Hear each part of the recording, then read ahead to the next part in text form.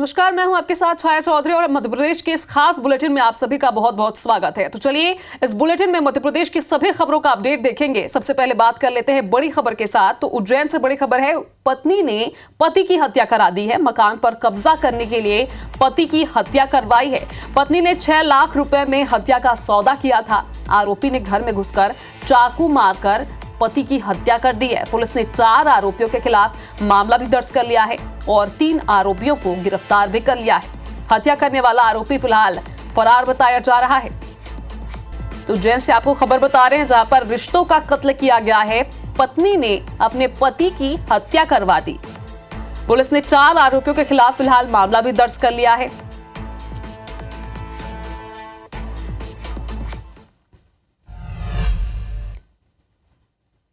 वहीं आगरमालवा जिले में इंसानियत और रिश्तों को तार तार करने वाला घिनौना घटनाक्रम सामने आया है।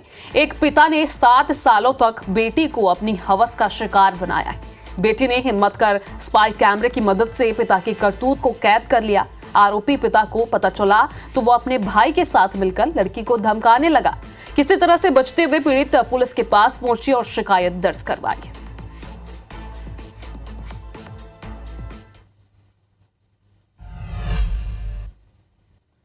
वहीं आग से जुड़ी 2 खबरें आपको बताने जा रहे हैं। दमोह में जहां चलते ट्रक में भीषण आग लग गई और ड्राइवर ने ट्रक से कूदकर अपनी जान बचाई। ट्रक में आग लगने का कारण फिलहाल अज्ञात है। फायर ब्रिगेड की टीम ने आग पर काबू पाया। तेंदुखेड़ा थाने क्षेत्र की यह घटना है। वहीं दूसरी तस्वीर आप देख रहे हैं जबलपुर में भी टायर से भरे हुए ट्रक में भीषण आग लग गई। आग लगने से ट्रक का सामान जलकर पूरी तरह से खाक हो गया। ड्राइवर ने ट्रक से कूदकर अपनी जान बचाई है। यहाँ भी दमोह से जबलपुर टायर लेकर ये ट्रक जा रहा था और 3 घंटों तक प्रभावित रहा ये जो आवागमन का रास्ता था। फायर ब्रिगेड की टीम ने फिलहाल आग पर काबू पा लिया और पाटन थाना क्षेत्र की घटना बताई जा रही है। दोनों ही तस्वीरें दमोह जबलपुर से, जहां पर आग का तांडव देखने को मिला।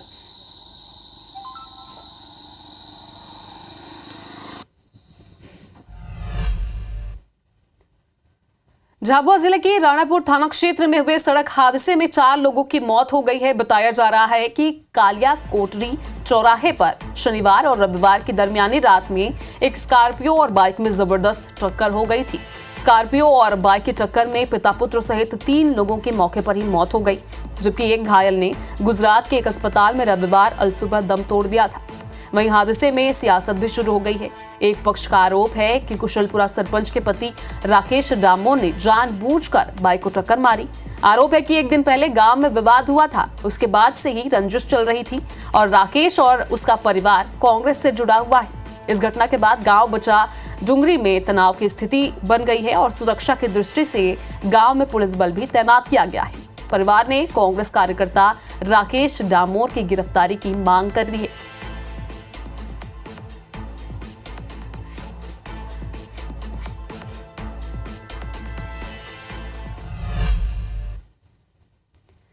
भोपाल में कैलाश खत्री के घर रेड में लापरवाही के मामले में नया अपडेट है। अशोका गार्डन थाने के एक एसआई और 3 आरक्षक सस्पेंड कर दिए गए हैं। कैलाश खत्री के घर से रुपयों से भरा बैग कहीं और शिफ्ट किया गया था और साथ ही खत्री परिवार के घर से 31 लाख रुपए भी मिले थे। मनी एक्सचेंज और हवाला को लेकर अशोका गार्डन पुलिस ने कार्रवाई को अंजाम दिया।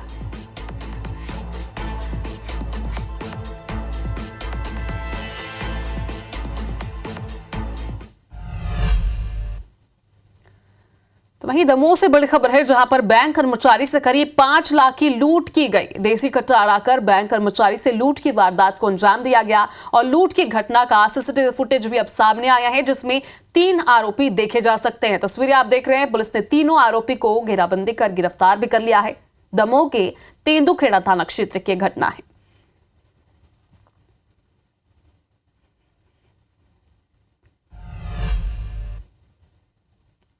भिंड जिला अस्पताल के ब्लड बैंक में दलाल गिरोह काफी सक्रिय हो गए हैं। मरीज से खून के बदले रुपए की मांग की जा रही है। दलाल ने मरीज के अटेंडर से 6,000 रुपए की डिमांड की। 3,500 रुपए में बिना एक्सचेंज किए खून देने की बात भी कही थी। पैसों के लेन देन करने का वीडियो भी अब वायरल होने लगा है। वहीं वीडियो वायरल होने के बाद सीएमएचओ ने मामला दर्ज कराने की बात कही है।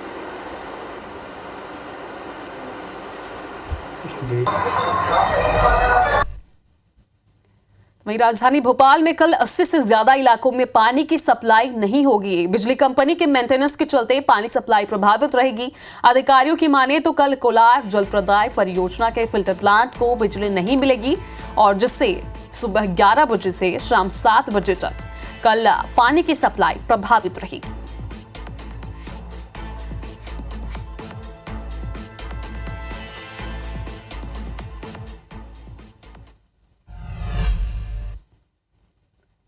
बालाघाट के किरनापुर थाना क्षेत्र के गांव में दहेज नहीं मिलने पर दूल्हा बारात लेकर ही नहीं पहुंचा। मामला 10 मई का है, जहां सूर्यवंशी परिवार के बेटे की शादी नागपुर निवासी अश्विन चौहान से तय हुआ था और 10 मई को शादी होनी थी, जिसकी लगभग पूरी तैयारियां लड़की के माता पिता ने कर ली थी। दहेज, साज सज्जा सहित आने वाले बारातियों के लिए भोजन पंडाल भी सजा दिए गए थे, लेकिन ऐन वक्त पर दूल्हा और उसके परिवार वालों ने बारात लाने से ही मना कर दिया। आरोप है कि दहेज के लालची दूल्हे अश्विन चौहान ने लग्न के एक दिन पहले यानी कि 9 मई की सुबह उन्हें दहेज में सोने की चैन, एक बाइक और 2 लाख रुपए नकद की डिमांड रख दी। लड़के पक्ष की असहमति जताने पर 10 मई लग्न की तारीख आई और बारात देर तक नहीं पहुंची। लड़की के परिजनों ने कई बार दूल्हे और उसके परिवार को फोन पर समझाने की कोशिश भी की, लेकिन दूल्हा बारात लेकर नहीं पहुंचा।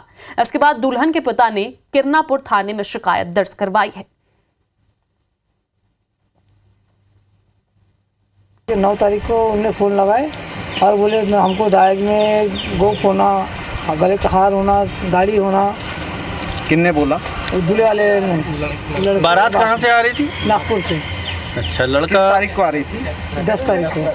10 तारीख को आ रही थी। 10 तारीख को बारात आ रही थी। फ़ोन आया था लड़के का, उन्हें बताया कि हमको सोना चांदी कुछ पैसे की मांग की गई है। ये पैसे अगर आप दोगे, मोटर वाहन का खर्चा दोगे तो हमारे बारात लेके आएंगे। तो चलिए अब आपको हरदा और भोपाल से 2 बड़ी खबर एक साथ बताते हैं। पहली खबर है हरदा से, जहां पूर्व मंत्री कमल पटेल के खिलाफ एफआईआर दर्ज की गई है। निर्वाचन आयोग के नियमों का उन्होंने उल्लंघन किया था। कमल पटेल समेत 3 लोगों पर मामला दर्ज किया गया है। निर्वाचन आयोग के निर्देश पर सिटी कोतवाली में एफआईआर दर्ज की गई और पीठासीन अधिकारी शर्मिला पाटिल को भी निलंबित कर दिया गया है। जिला निर्वाचन अधिकारी ने कार्रवाई की है। वहीं भोपाल से दूसरी बड़ी खबर आपको बता रहे हैं, जहां पर कांग्रेस विधायक आरिफ मसूद के खिलाफ एफआईआर दर्ज कर दी गई है। मतदान की गोपनीयता भंग करने का मसूद पर आरोप है। कांग्रेस विधायक आरिफ मसूद का वीडियो भी वायरल हुआ था। IBC 24 में आपने देखा भी था। 7 मई को नाबालिग बेटे के साथ मतदान केंद्र पहुंचे थे आरिफ मसूद और राजधानी के शाहजहानाबाद थाना में एफआईआर दर्ज की गई है इनके खिलाफ। निर्वाचन आयोग की ओर से मसूद के खिलाफ एफआईआर दर्ज की गई है।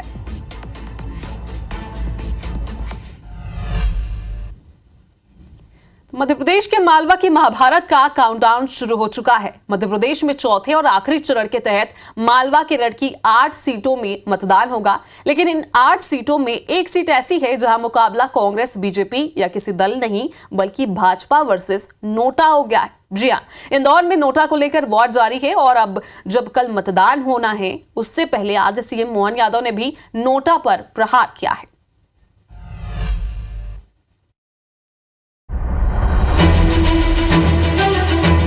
वैसे तो सोमवार को मध्य प्रदेश की 8 लोकसभा सीटों पर वोटिंग होनी है, मगर जिस सीट की चर्चा सबसे ज्यादा है वो है इंदौर लोकसभा सीट। चर्चा इसलिए क्योंकि वहां 2 प्रत्याशियों के बीच टक्कर नहीं बल्कि मुकाबला बीजेपी वर्सेस नोटा का है। दरअसल इंदौर में कांग्रेस प्रत्याशी का आखिरी वक्त में नाम वापस लेना और फिर बीजेपी ज्वाइन करना इंदौर सीट पर वोटिंग से पहले सियासी बम फटने जैसा था, जिसके बाद कांग्रेस अपने प्रत्याशी अक्षय बम पर कई आरोप लगा रही है। अब इसी बीच मुख्यमंत्री मोहन यादव ने कांग्रेस पर तंज कसा और कहा कि कांग्रेस ने पहले अपना प्रत्याशी खो दिया और अब कांग्रेस अपनी बुद्धि खो रही है। कांग्रेस ने पहले अपना प्रत्याशी खोया और अब अपनी बुद्धि खो रहा है। इनको शर्म आना चाहिए कि नोटा के ऊपर कोई वोट डलता है क्या? नोटा के ऊपर कोई नोटा चुनाव चिन्ह नहीं है। इधर सीएम मोहन यादव ने अपने बयान में नोटा कोई चुनाव चिन्ह नहीं है इस बात पर जोर दिया, जिसके बाद कांग्रेस ने इस बयान और इंदौर में बीजेपी वर्सेस नोटा को लोकतंत्र की हत्या करार दिया और कहा कि इंदौर की जनता सोमवार को नोटा दबाएगी और बीजेपी को जवाब देगी। वोट डालने का अधिकार छीना गया, उससे लोग आहत हैं। पूरा इंदौर जो है वो नोटा को दबाएगा और बुद्धि जो है भ्रष्ट भारतीय जनता पार्टी की हो गई है।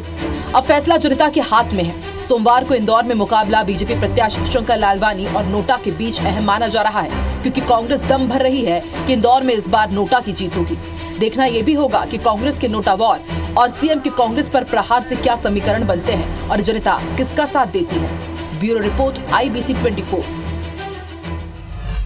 मध्य प्रदेश के मुख्य निर्वाचन पदाधिकारी अनुपम राजन ने प्रेस कॉन्फ्रेंस कर चौथे चरण के चुनाव की व्यवस्थाओं की जानकारियां दी है। मीडिया से चर्चा में अनुपम राजन ने बताया कि 13 मई को मध्य प्रदेश में 16 जिलों में 8 लोकसभा सीटों पर मतदान होगा। 8 लोकसभा सीटों में कुल 74 कैंडिडेट हैं। चौथे चरण के मतदान में 1,63,70,000 से ज्यादा मतदाता शामिल होंगे। गर्मी को देखते हुए मतदान केंद्रों पर पानी, छाया और आम पन्ने जैसी व्यवस्था भी की गई है। सुरक्षा के भी पुख्ता इंतजाम किए गए हैं। अभी तक 296 करोड़ से ज्यादा की सामग्री जब्त की गई है। वहीं पोलिंग बूथ में बच्चों को ले जाकर वोट डलवाने और फोटो खिंचवाने वालों के खिलाफ चुनाव आयोग सख्त हो गया है। पूर्व मंत्री कमल पटेल और विधायक आरिफ मसूद के खिलाफ अब FIR भी दर्ज कर ली गई है। कल 8 संसदीय क्षेत्रों के लिए मतदान है। ये 8 क्षेत्र हैं हमारे: देवास, उज्जैन, मंदसौर, रतलाम, धार, इंदौर, खरगोन, खंडवा। एक तस्वीर जो अभी आपने बताया पूर्व मंत्री जो कमल पटेल जी की है, एक तस्वीर आरिफ मसूद जी की है। इन दोनों पर भी कार्रवाई हो रही है। धार सहित देश भर में लोकसभा के चौथे चरण का मतदान 13 मई को संपन्न होने जा रहा है, जिसको लेकर प्रशासन ने मतदान कराने को लेकर तमाम व्यवस्थाएं भी कर ली हैं। धार जिले में भी जिला निर्वाचन की ओर से तमाम व्यवस्थाएं जुटाने के बाद आज पॉलिटेक्निकल कॉलेज से कड़ी सुरक्षा व्यवस्था के बीच EVM मशीनों और मतदान सामग्री के साथ मतदान कर्मियों को रवानगी दी गई। इस दौरान जिला निर्वाचन अधिकारी कलेक्टर प्रियंक मिश्रा, SP मनोज कुमार सिंह सहित निर्वाचन अधिकारियों ने मतदान कर्मियों को आवश्यक दिशा निर्देश भी दिए। जिले के 7 विधानसभा क्षेत्र में 1,869 मतदान केंद्र बनाए गए हैं। पूरे जिले में 19,53,834 महिला और पुरुष मतदाता शामिल हैं। कल 7 प्रत्याशियों के भाग्य का फैसला मतदाता अपने मतदान से करेंगे।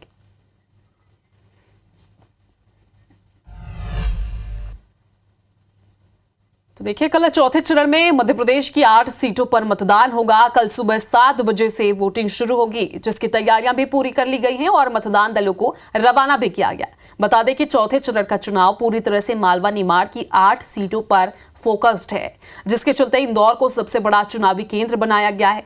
इंदौर में 172 खिड़कियों से 2,677 मतदान दलों को सामग्री वितरित की गई। वहीं उज्जैन में भी मतदान सामग्री वितरित की गई है। इसके अलावा झाबुआ के पॉलिटेक्निक कॉलेज, खरगोन में टंटिया मामा विश्वविद्यालय परिसर और धार से मतदान दलों को रवाना किया गया।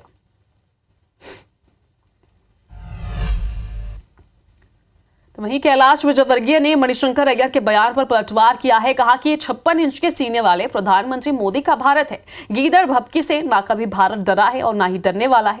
आप औकात में रहें, पाकिस्तान भी अपनी औकात में रहे।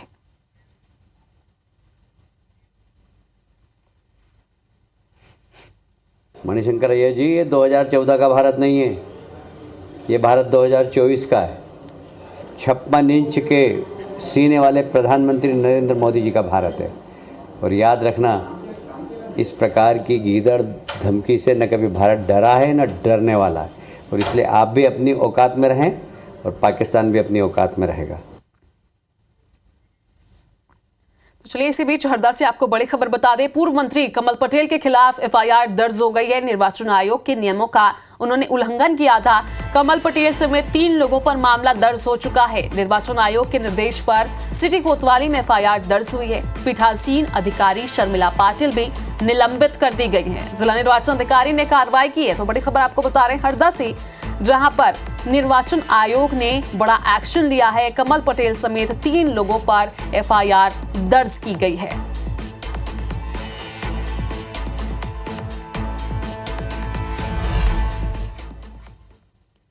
तो आपने स्पाइडरमैन और आयरन मैन का नाम तो सुना ही होगा, लेकिन मध्य प्रदेश के विदिशा में एक व्यक्ति ऑक्सीजन मैन के नाम से जाना जाने लगा है। ये है असीम शर्मा। पेड़ सूख न जाए इसलिए भीषण गर्मी की तपती दोपहर में ये पेड़ों में पानी देते हैं, वो भी अपनी बुलेट से, जिसे उन्होंने जुगाड़ से ऐसा बनाया है जिसमें 300 लीटर के पानी का टैंकर फिट किया है। हर रोज दोपहर में असीम अपनी बुलेट से पौधों में पानी देने निकल पड़ते हैं। असीम का दावा है कि इन्होंने शो पीस पेड़ों के बजाय पर्यावरण को शुद्ध करने वाले पेड़ लगाए हैं और इनका कहना है कि प्रशासन को दोष देने के बजाय हमें भी अपनी जिम्मेदारी निभानी चाहिए। ये करीब रोज का 2-3 साढ़े 3 घंटा लग जाता है। ये मेरी गाड़ी, मैंने एक बुलेट थी साधारण सी, इसको मैंने 3 पहिया कर लिया, जिसके कारण उस पर वजन रख पाता हूँ। एक 300 लीटर की टंकी है और 200 लीटर 50-50 लीटर की 4 टंकियाँ और रखता हूँ मैं। तो ये गाड़ी वजन झेल जाती है। इसको मैं अपने घर से पानी भर के लाता हूँ और बांट देता हूँ पेड़ों में।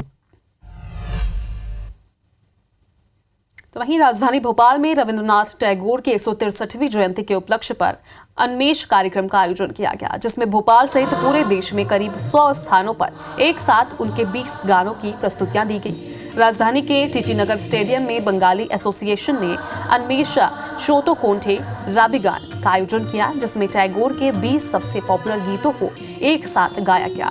100 अलग अलग जगहों से वर्चुअल माध्यम से जोड़कर पूरी प्रस्तुतियां दी गई। इस दौरान बड़ी संख्या में बंगाली एसोसिएशन से जुड़े लोग मौजूद रहे। आपको बता दें कि रविंद्रनाथ टैगोर यूनिवर्सिटी इस तरह के आयोजन करता रहता है, जिसमें खास तौर पर अलग अलग वर्ग के लोग जुड़े होते हैं।